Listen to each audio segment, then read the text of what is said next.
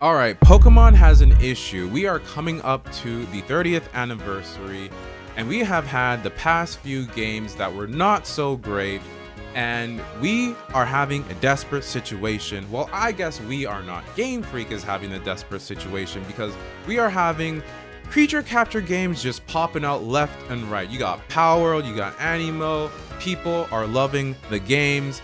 It is looking great because you got these cute creatures, and who doesn't like cute creatures? Now, we haven't seen a mainline Pokemon game since Pokemon Scarlet and Violet, and there are a plethora of issues when it comes to that game.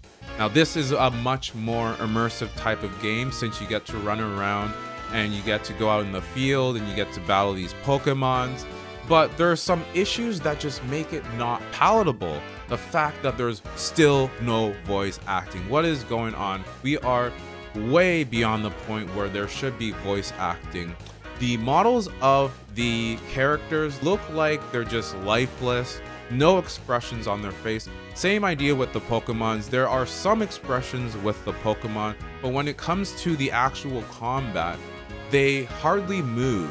They got decent faint animation, but when they take damage, there's not that much movement. When they attack, there's not that much movement. The attacks themselves, they don't look very beautiful. The scenery, I mean the texture, you gotta take a look at this. Sometimes it just looks very bad. And these aren't things that are unnoticeable. These are things that you can see while you're playing the game. They just don't add anything to the game that makes it feel very full, especially when it comes to the scenery itself as well. So Game Freak's got a lot of work cut out for them, especially when you compare it to the other two types of games that are out there. Now, Animo has had recent betas, and let me tell you, the graphics, oh my goodness, it looks so good. It's in beta form, and it just blows the recent Pokemon games out of the park. It's also free to play, so the barrier to entry is very low. Everyone has the opportunity to want to play this game. The way it's presented looks very immersive.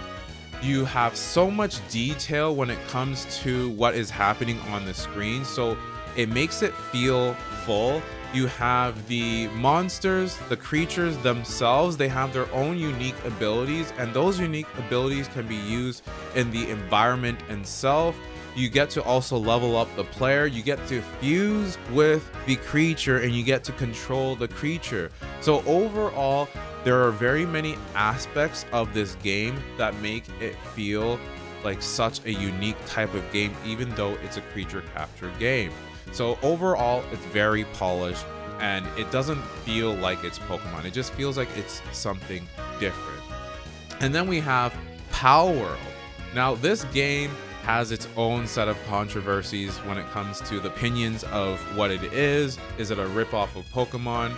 Is it a ripoff of survival games? I mean, I just think it's a fusion of both, but you are perpetually coming back to it because now you have a village that you have all your pals in. They have their own strengths and weaknesses, and they come together to help you out and build up your village.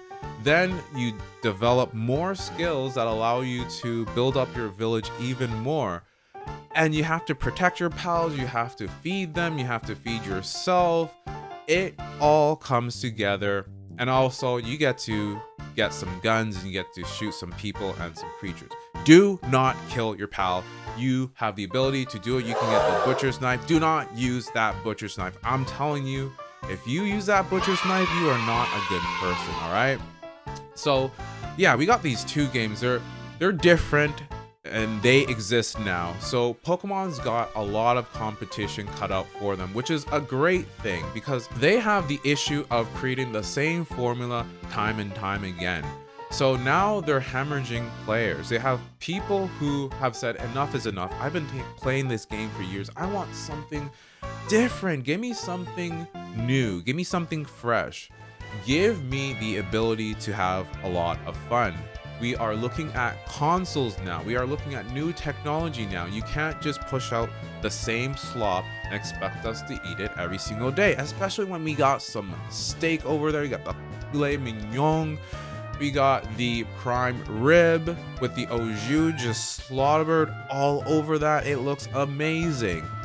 Of course, Pokemon IP is great. People will always eat it up, but the potential for the game is just being cut short. Game Freak has had its fill.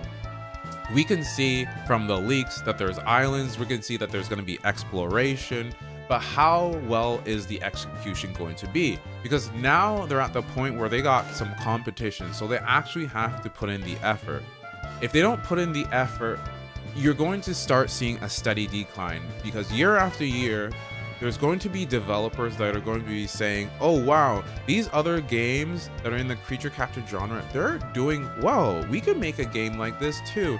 And one day there's going to be a game that is going to fill that itch that a lot of the Pokemon players are having. There's going to be that time, and Game Freak's not going to have the power to take over. They're going to lose their dominance. But I understand, I get it.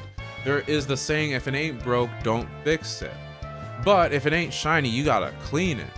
Even if people do really like the same old tired formula of getting the fire, water, grass starter, having a rival, seeing a professor, getting the 8 gym badges so that you can go to the Pokemon League and beating the Elite Four and then battling the champion. I understand everyone loves these core mechanics, but the game has to have a AAA quality, and the game has to be modern. This means that the same old formula that has worked back in the 90s and the 2000s needs to be updated so that it feels more filling. When I travel, what am I feeling? Am I exploring the world, or am I just running around catching a bunch of Pokemons? How connected am I to these characters? Is there beauty in the scenery, or is it just empty space that's being occupied with a bunch of basic terrain just for the sake of adding these details? Now, in lieu of these leaks that we've seen, it appears that Game Freak is adding more exploration to the game. This is good, but like I said, we need to know about that execution. Will Pokemon Wind and Waves live up to the expectations that so many of us have, or will it be the same old formula that we've been seeing over and over again? Will we see that Game Freak has learned their lesson, or will they not learn their lesson and let the other games that are now out there surpass it eventually? Now with that, I will conclude. If you've watched it this far, I really appreciate it. If you could give the video a like, or if you want to subscribe, that would be much appreciated. And I will catch you guys next time.